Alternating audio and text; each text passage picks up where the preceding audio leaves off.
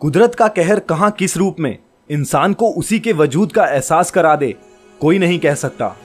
आज हम बताएंगे आपको कि ट्रॉपिकल थंडरस्टॉर्म्स कैसे बनते हैं और भारत में ये तूफान क्यों आया। नमस्कार दोस्तों, स्वागत है आप सभी का द मिस्टिका लैंड पे।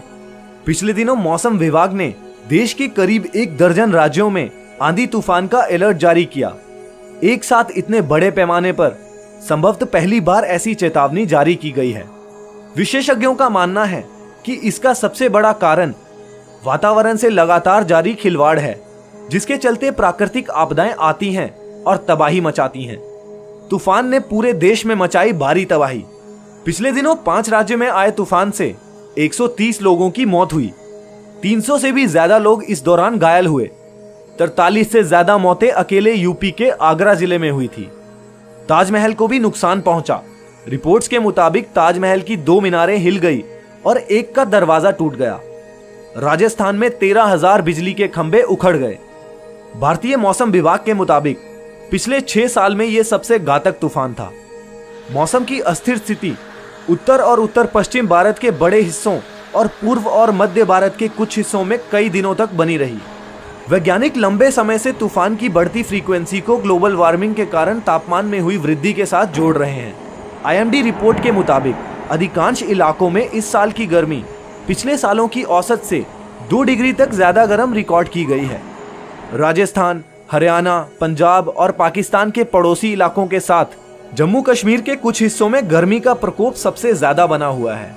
मौसम विभाग ने यह भी बताया कि इस साल हिमाचल प्रदेश, राजस्थान, गोवा, महाराष्ट्र और तटीय कर्नाटक के कुछ हिस्सों में दिन का तापमान सामान्य से काफी ऊपर पाया गया है। पिछले दिनों हुए मौसम के बदलाव के दौरान नमी युक्त हवा बंगाल की खाड़ी से हिमालय की तलहटी के साथ साथ इन गर्म इलाकों में पहुंचने लगी।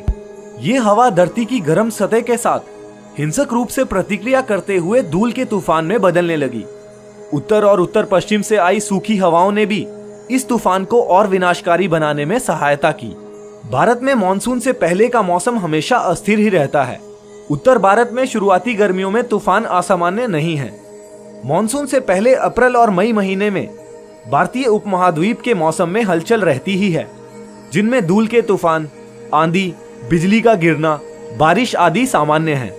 पर एक हफ्ते के अंदर 1 से अधिक तूफान का सामना देश के मौसम विशेषज्ञों के मुताबिक चिंता की बात है।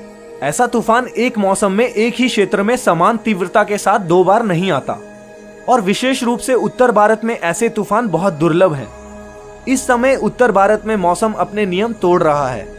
ये तूफान उत्तर भारत में अत्यधिक निर्माण की गतिविधियों के कारण जो मौसम में हस्तक्षेप हुआ है उन्हें भी उजागर करता है।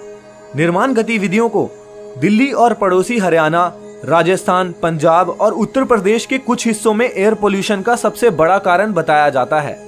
उत्तर भारत के मौजूदा धूल के तूफान मध्य और पूर्वी अमेरिका के पैटर्न पर ही चल रहे हैं। ये क्षेत्र भी ऐसे ही हैं जिन्होंने हाल के दशकों में ही निर्माण गतिविधियों में वृद्धि देखी है। दोनों जगहों पर हवा का नीचे को दबाव डाउनबर्स्ट को निमंत्रण देता है। धूल भरी तेज आंधी इन डाउनबर्स्ट की वजह से ही बनती है। मौसम विभाग ने कहा है कि इस अस्थिर मौसम के मुख्य रूप से 4 कारण थे, जिससे मौसम की स्थिति बदतर हो गई। तो ये 4 कारण थे: दक्षिण से आने वाली पूर्व मानसून हवाओं का चलना, सतह का अत्यधिक गर्म होना, हवा में नमी की उपलब्धता का होना और वातावरण की अस्थिरता। भारतीय मौसम विज्ञान विभाग के DGM M महापात्रा के मुताबिक वेस्टर्न डिस्टर्बेंसेस और बंगाल की खाड़ी से आने वाली शुष्क हवाओं ने इस तूफान को जन्म दिया। बेहद छोटे पैमाने होने के कारण घटना से 1 या 2 दिन पहले आंधी के समय और स्थान का केंद्र सटीक रूप से बता पाना बेहद कठिन है। तो ये थी पूरी कहानी देश में आए इस विनाशकारी तूफान की। हमारी सभी वीडियोस देखते रहने के लिए स्क्रीन पर दिख रहे द मिस्टिका लैंड के हमारे लोगो पर क्लिक कर ये चैनल सब्सक्राइब करें। कोई सुझाव हो या शिकायत हो तो नीचे कमेंट बॉक्स में जरूर बताएं। शुक्रिया।